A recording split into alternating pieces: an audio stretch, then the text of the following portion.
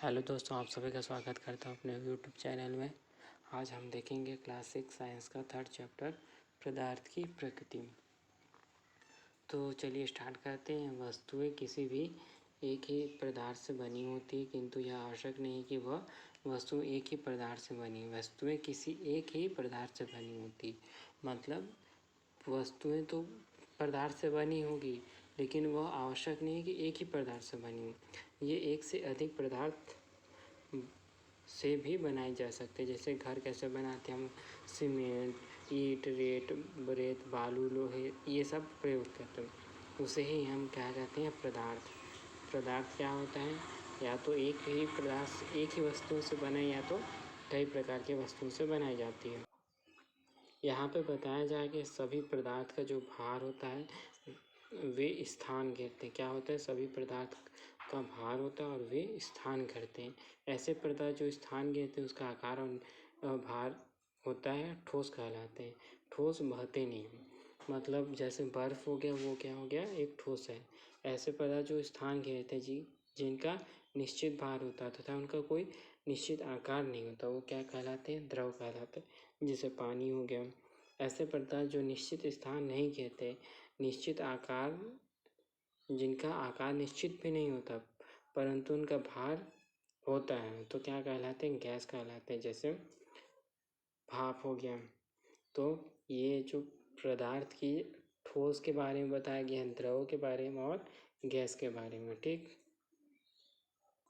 अब आगे हम देखते हैं कि साधारणतः कोई पदार्थ किसी एक ही अवस्था में रहता है। जैसे लोहा ठोस, पानी द्रव तथा हवा गैसीय अवस्था में रहता है ना। जैसे लोहा ठोस में रहता है, पानी द्रव में और हवा गैस के। परंतु पदार्थ हमेशा एक ही अवस्था में रहे या आवश्यक नहीं है, मतलब जो एक ही अवस्था में रहे वो आवश्यक नहीं। ताप परिवर्तित करके पदार्थ की अवस्था हम बदल सकते हैं। जैसे पानी द्रव अवस्था में रहता है तो उसे अधिक ठंडा करने पर वह बर्फ में बदल जाता है, जो ठोस हो गया। यह क्रिया जमना कहलाती है। और गर्म करने पर द्रव गैसीय अवस्था में परिवर्तित हो जाता है। जैसे पानी में लगातार गर्म करने पर यह इसका ताप बढ़ जाता है और एक निश्चित ताप पर यह उबलने लगता है और तेजी से भाप बनने लगता है। यह क्रिया उबालना कहलाता है। जैसे ये बर्फ़ हो गया, बर्फ़ को गर्म करने पर या ठंडे पर क्या बन गया, पानी बन गया, है ना।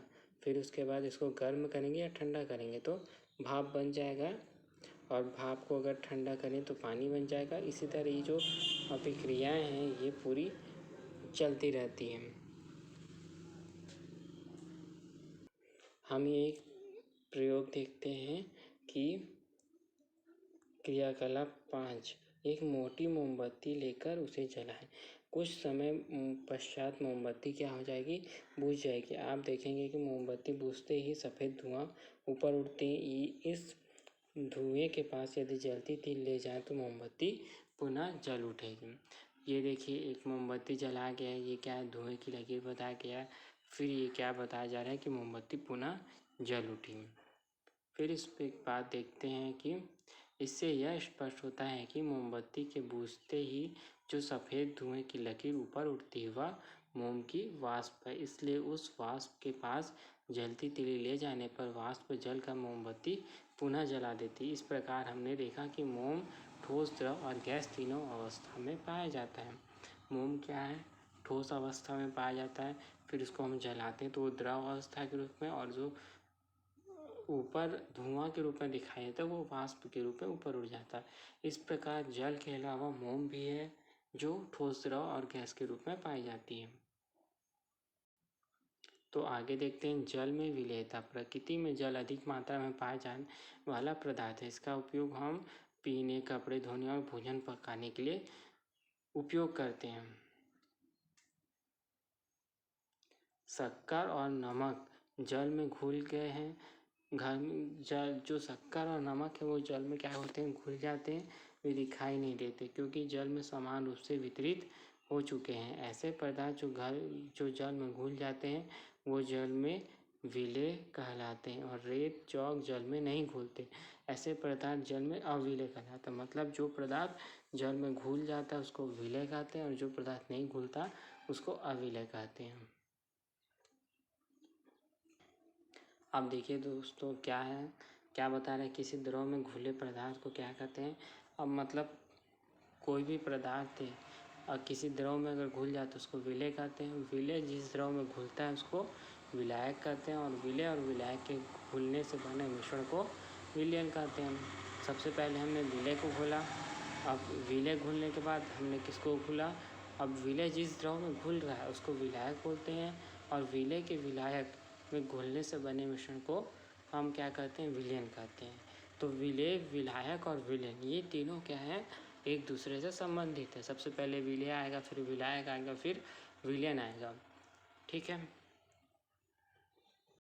अब देखते हैं कुछ गैस पानी में घुल जाती है जैसे अमोनिया, और कुछ गैस पानी में नहीं घुलती जैसे हाइड्रोजन और नाइट्रोजन। कार्बन डाइऑक्साइड और ऑक्सीजन गैस पानी में घुलती है तो बहुत कम मात्रा में, और पानी में घुली हुई ऑक्सीजन ही मछलियों के जीवन का आधार है। देखो क्या बोल रहे हैं, कुछ गैस पानी में घुलती है तो कुछ गैस पानी में नहीं घुलती। एग्जाम्पल याद रखना है हम लोग को कि जो पानी में घुलती है उसको अमोनिया बोलते हैं, जो पानी में गैसें नहीं घुलती उसको हाइड्रोजन और नाइट्रोजन बोलते हैं। और जो कार्बन डाइऑक्साइड और ऑक्सीजन पानी में घुलती है लेकिन कुछ मात्रा में, और जो ऑक्सीजन जो पानी में घुलती उसी मछली क्या करते हैं, सांस लेते हैं।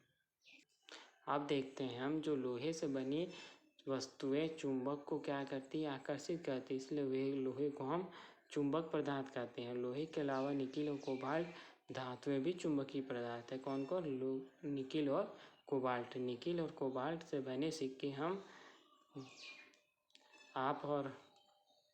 आप यह गुण देख सकते हैं। जैसे निकिल और कोबाल्ट से बने सिक्के से आप यह गुण दे सकते हैं कि कई धातुओं और अन्य पदार्थ जैसे प्लास्टिक, लकड़ी और आदि चुंबक के प्रति आकर्षित नहीं होती। वे क्या कहते हैं, अचुंबकीय। मतलब जो चुंबक के प्रति, जैसे लोहा है वो चुंबक के प्रति आकर्षित हो उसको क्या बोलते हैं, चुंबकीय पदार्थ बोलते हैं। और जो चुंबक से के प्रति आकर्षित नहीं होता उसको हम क्या बोलते हैं, अचुंबकीय पदार्थ। अब देखते हैं ऐसे पदार्थ जिनके आसपास आर पार देखा जा सकता है वो क्या कहलाते हैं, पारदर्शी, जैसे कांच। और ऐसे पदार्थ जिनके आसपास नहीं देखा जाता वो अपारदर्शी कहलाते हैं, जैसे लकड़ी और पत्थर। वे पदार्थ जिनके आर पार धुंधला दिखाई देता है वो अल्प पारदर्शी और पारभासी पदार्थ कहलाते हैं, जैसे तेल लगा हुआ कागज, घिसा हुआ कागज। मतलब इसमें क्या बता रहा है, एक तो पारदर्शी जिसके आर पार देखा जाता है, एक तो अपारदर्शी जिसके आसपास नहीं देखा जाता, एक तो अंशकालीन अपारदर्शी मतलब जिस थोड़ा थोड़ा दिखाई देता है, धुंधला टाइप का।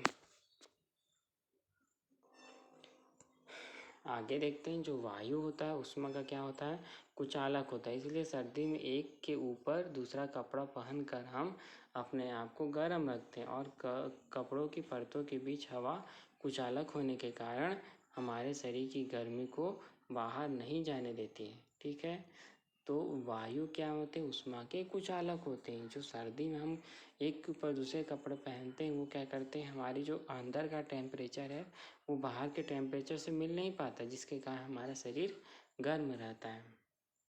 और ये भी है कि जो शुद्ध पदार्थ है वो क्या होता है, विद्युत का कुचालक होते हैं, क्योंकि शुद्ध पदार्थ में लवण नहीं घुले रहते। और जो अशुद्ध पदार्थ होता है उसमें लवण के घुल जाने के कारण वो विद्युत का सुचालक होता है। इसलिए गीले हाथों से विद्युत उपकरणों को नहीं छूना चाहिए। अब आगे क्या देखते हैं, जो किसी द्रव या गैस के किसी अन्य पदार्थ जैसे ठोस, द्रव और गैस के समान रूप में फैल जाने की स्वाभाविकता को प्रकृति का विसरण कहते हैं। जैसे जो अगरबत्ती हम जलाते हैं तो वो पूरी वायु में घुल जाती है, तो उसको हम क्या बोलते हैं, विसरण बोलते हैं। तो हमारा ये वाला चैप्टर ख़त्म होता है पदार्थ की प्रकृति।